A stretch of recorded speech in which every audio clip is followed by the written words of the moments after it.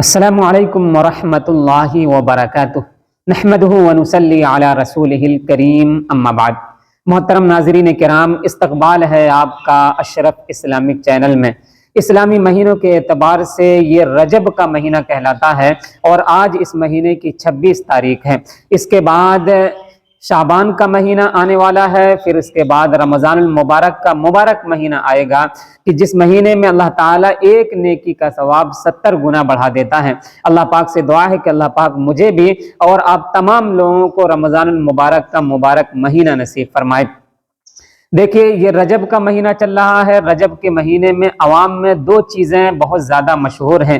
ایک یہ ہے کہ اس مہینے کی 27 تاریخ میں اللہ تعالیٰ نے اپنے پیارے حبیب جناب محمد الرسول اللہ صلی اللہ علیہ وسلم کو اپنے پاس بلا کر قیمتی تحفوں سے نوازا تھا، جس میں ایک بہت بڑا تحفہ نماز کا تحفہ ہے۔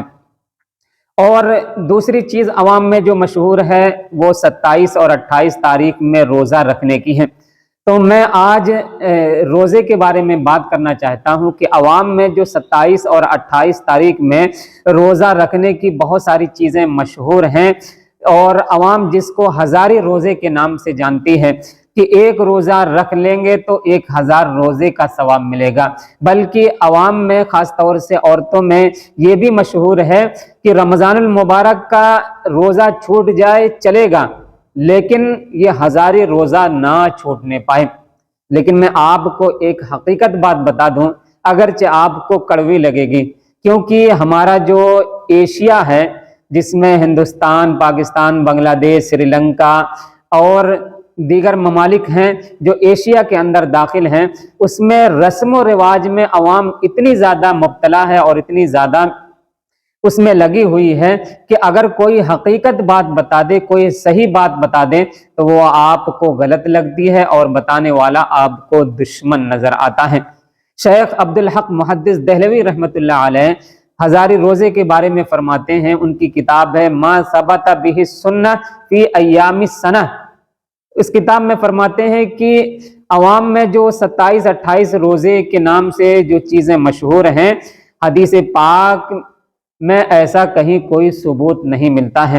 بعض روایات جو ملتی ہیں وہ نہایت درجے کی ضعیف ہیں، اور بہت سی روایات ایسی ہیں جو اس بارے میں من گھڑت ہیں اور موضوع حدیثیں ہیں۔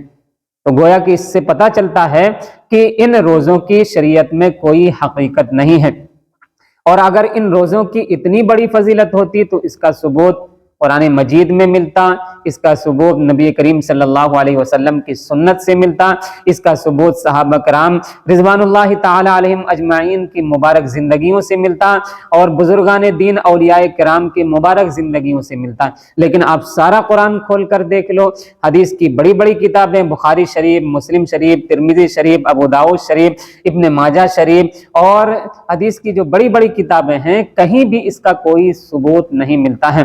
اسی طریقے سے جو فقہ کی کتابیں ہیں، جو مسائل کی کتابیں ہیں، اس میں ہر چیز کے بارے میں آپ کو مسائل ملیں گے اور آپ کو جانکاری دی جائے گی، لیکن ان روزوں کے بارے میں کہیں کوئی ثبوت نہیں ملتا ہے، کوئی جانکاری نہیں ملے گی۔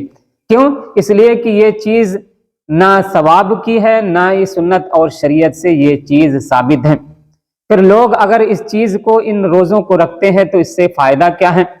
دیکھیے، اس میں کوئی فائدہ نہیں ہے، اس لیے کہ نبی کریم صلی اللہ علیہ وسلم نے اگر کسی کام کو کیا نہیں ہے، اللہ تعالیٰ نے کسی کام کے کرنے کا حکم نہیں دیا ہے، تو یہ کام ثواب کا نہیں ہو سکتا ہے۔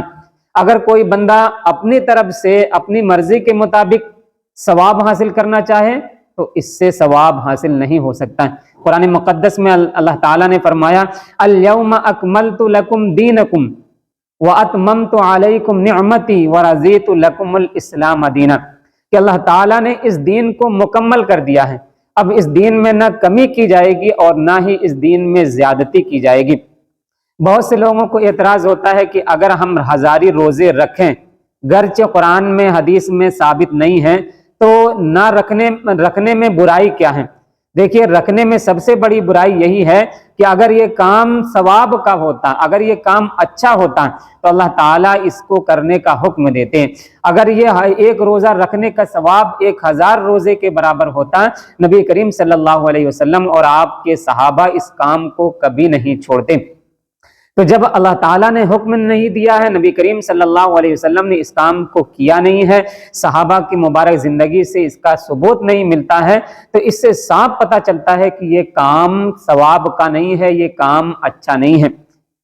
اور باقی آپ پورے سال کبھی بھی روزہ رکھ سکتے ہیں، کبھی بھی نفل نمازیں پڑھ سکتے ہیں، کبھی بھی قرآن کی تلاوت کر سکتے ہیں، لیکن اگر ہم اور آپ کسی دن کو ضروری سمجھ لیں کہ نہیں 27 تاریخ میں روزہ رکھنے سے بہت زیادہ ثواب ملے گا، تو اگر کوئی چیز دین میں اور شریعت میں ضروری نہیں ہے، ہم اور آپ اس کو لازم سمجھتے ہیں، ضروری سمجھتے ہیں، تو ایسا سمجھنا بدعت کہلاتا ہے۔ اور بدعت کتنا بڑا گناہ ہے، حدیث پاک میں آتا ہے کل بدعت ضلالہ، ہر بدعت گمراہی ہے، وکل ضلالۃ فی النار، اور ہر گمراہی آدمی کو جہنم تک لے جانے والی ہوگی۔